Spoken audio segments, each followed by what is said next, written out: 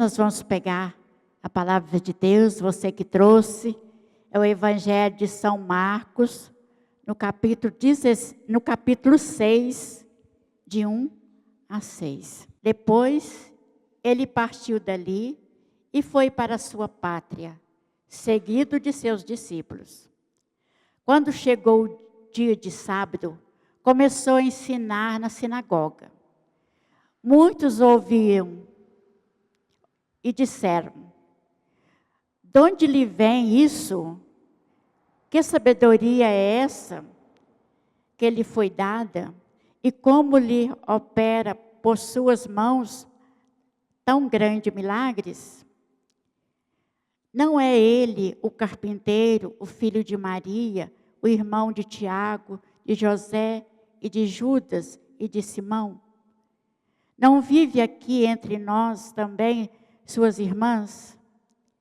E ficaram perplexos a seu respeito. Mas Jesus disse-lhes: um profeta só é desprezado na sua pátria, entre os seus parentes e na sua própria casa. Não pôde fazer ali milagre algum. Curou apenas alguns poucos enfermos, impondo-lhe as mãos. Admirava-se ele da desconfiança deles. E ensinando, percorria as aldeias circunvizinhas. Palavra da salvação. Que Jesus fala aqui nessa palavra, não é uma coisa absurda.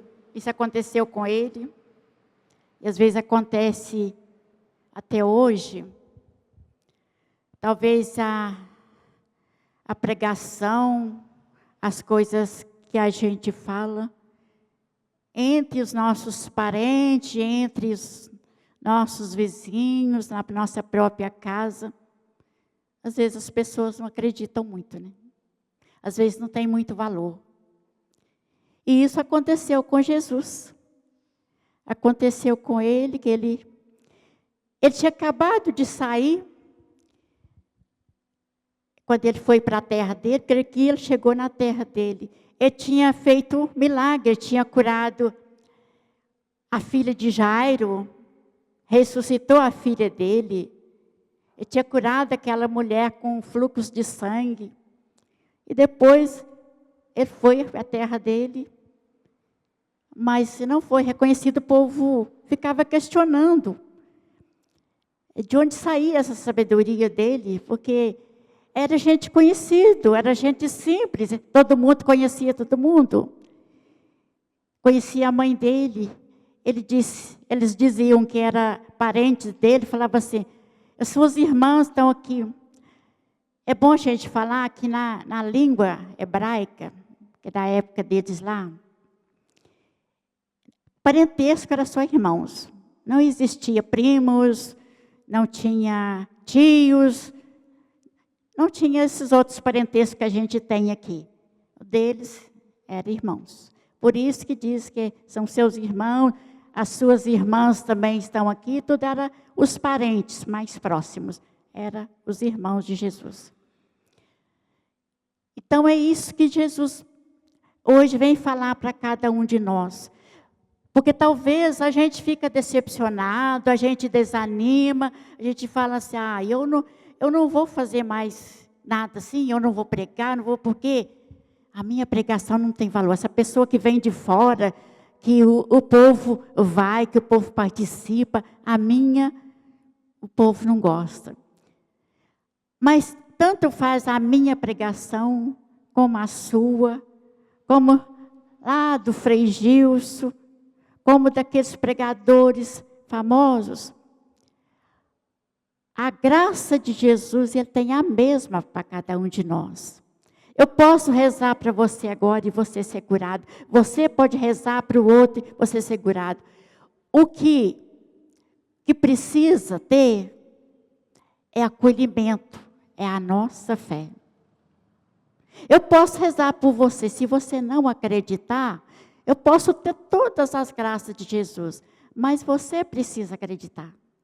Então, precisa a gente abrir o coração para acreditar. A hora que a gente está em oração, seja quem for que está rezando, quem for que está pregando, não depende dele a graça acontecer. Só depende da graça de Jesus. Só Ele pode realizar essa graça em cada um de nós. Então, por isso, nós precisamos, cada dia, pedir o dom da fé. Porque talvez nós colocamos a nossa esperança no outro, a nossa fé no outro, e não depende do outro para a graça acontecer em mim. Depende de mim. Muitas vezes eu posso ser curada de uma doença que parece incurável, eu e Jesus. Às vezes nem preciso outra pessoa rezar para mim, só depende da minha fé. É por isso que nós precisamos cada dia pedir esse dom da fé e ver o que atrapalha eu acreditar. O que atrapalha em mim? Nós precisamos olhar para nós, os nossos pecados, as nossas falhas, porque muitas vezes algum acontecimento, alguma coisa na nossa vida impede que a graça aconteça. Impede, às vezes, uma vida que eu levo, nós temos os pecados. Aqui a gente viu nessa passagem, a gente viu que ele teve o pecado da inveja. Aquele pessoal que olhou para Jesus, quem sabe ele estava pensando assim, podia ser ele no lugar dele. Eles podiam estar fazendo isso. Quando a gente tem esse sentimento de inveja, a gente impede a graça acontecer em cada um de nós. A inveja é um pecado horroroso. Nós precisamos cuidar muito, porque a inveja é eu querer estar no lugar do outro, eu querer ter aquilo que o outro tem, eu queria ter os dons que o outro tem, eu achar que é desperdiçado aquele dom que deu para aquele lá, e eu não tenho dom. E isso faz eu perder até o que eu tenho. Jesus falou na tua palavra, a palavra dos talentos. Aquele que colocar em prática aquele talento, ele vai aumentar. Mas aquele que já tem 10, se ele não colocar em prática, ele vai tirar até aquilo que ele tem e vai dar para o outro que tem só um. E é assim que ele faz. Não é que nós estamos aqui porque a gente tem os dons para falar, não. É porque é nós que Jesus tem agora para falar. De repente pode ter outras pessoas aqui que sabem mais, que vai pregar melhor, mas hoje ele está contando conosco. E eu creio, se ele quiser fazer um milagre agora, ele vai fazer. Eu tenho certeza disso, ele vai fazer. Então nós precisamos olhar em nós esses pecados, os pecados capitais. Às vezes a pessoa esquece deles, da inveja, do orgulho, da gula, da ira. Que muitas vezes nós sentimos aquela raiva, nós sentimos aquela ira, e a gente não sabe por quê. Nós precisamos confessar esses pecados, porque aquilo fecha o nosso coração. Aquilo fecha a entrada da graça em nós, a entrada da fé em nós. Muitas vezes nós vivemos parecendo assim, mas você fica sem vontade de rezar. Você fica sem esperança, você fica sem fé. É o pecado que nós temos, que vai tomando conta da nossa vida. O pecado da luxúria, que é o pecado da carne. Gente, como hoje atrapalha o pecado da carne. O povo hoje está vivendo como se não fosse pecado. O pecado de viver juntos, o pecado da sexualidade.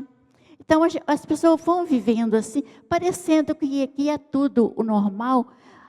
Não é um pecado da luxúria, é o pecado capital o pecado capital é onde vem todos os pecados, é a planta de todos os pecados, é o pilar de todos os pecados.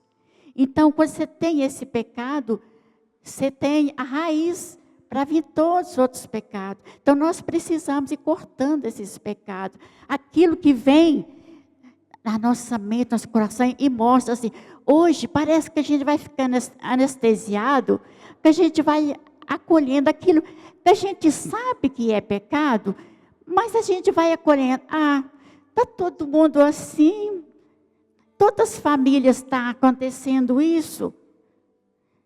Não é na minha que vai ser diferente, é na minha que tem que ser diferente.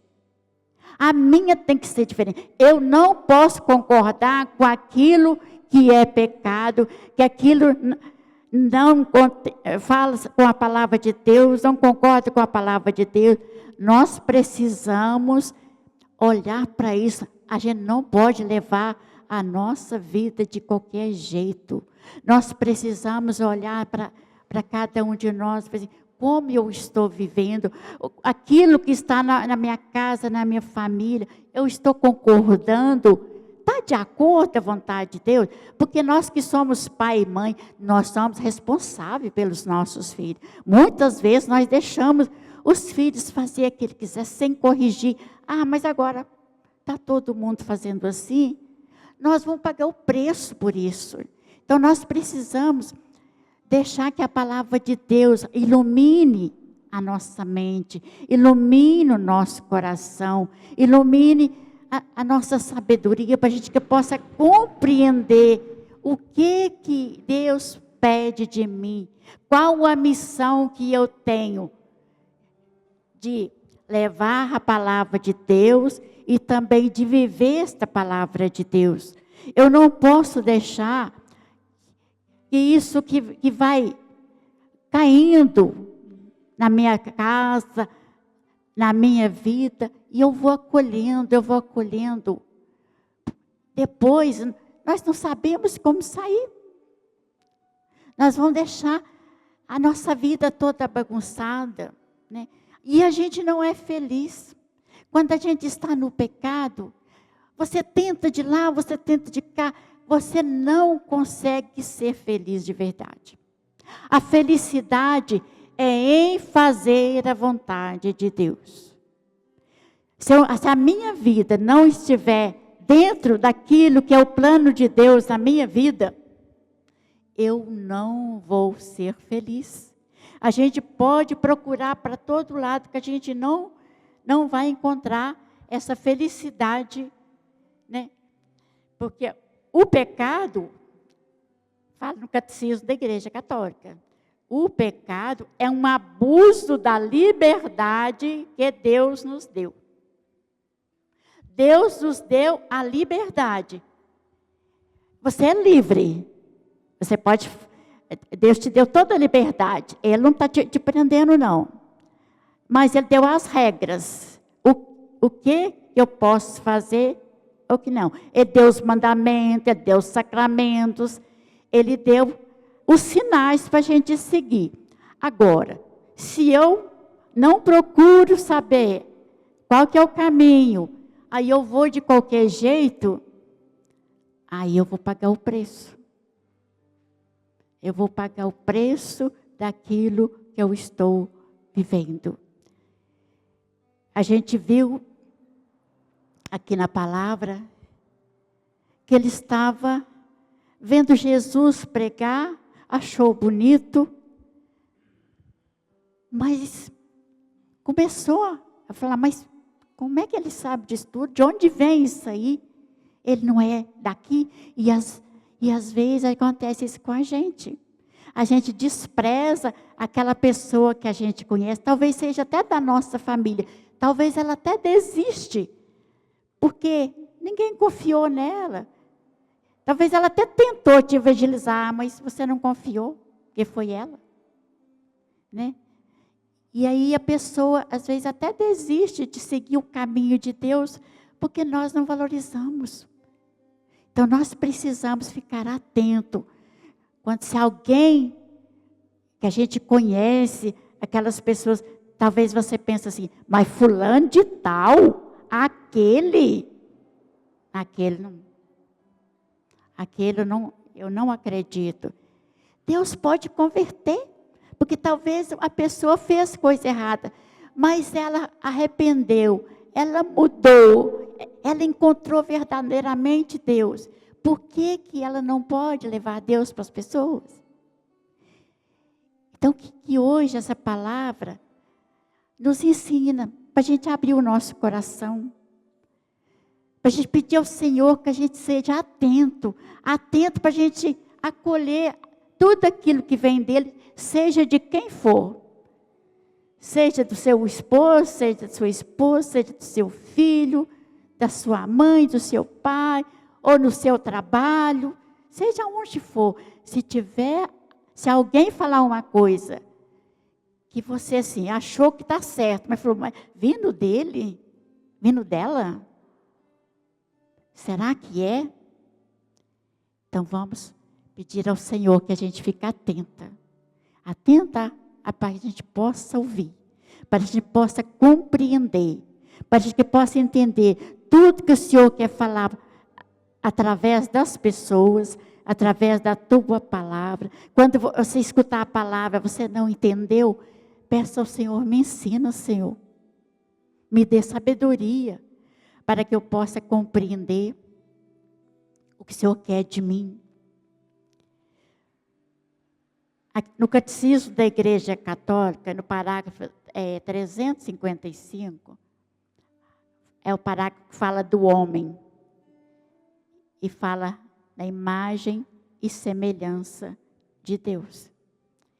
Então nós, apesar de sermos pecadores, nós somos a única coisa que Deus fez, a imagem e semelhança dele, foi nós. Foi o homem e a mulher. Ele fez todas as outras coisas, fez o mundo todo, fez as criações, tudo veio dele. Mas a única coisa que é igual a ele, que ele fez igualzinho a ele, foi nós. É por isso que ele quer a nossa salvação. É por isso que ele quer que a gente volta para ele. É por isso que nós precisamos a cada dia buscar essa santidade, buscar essa sabedoria, seja onde for, e acreditar que o Senhor está ali, que o Senhor pode fazer em cada um de nós.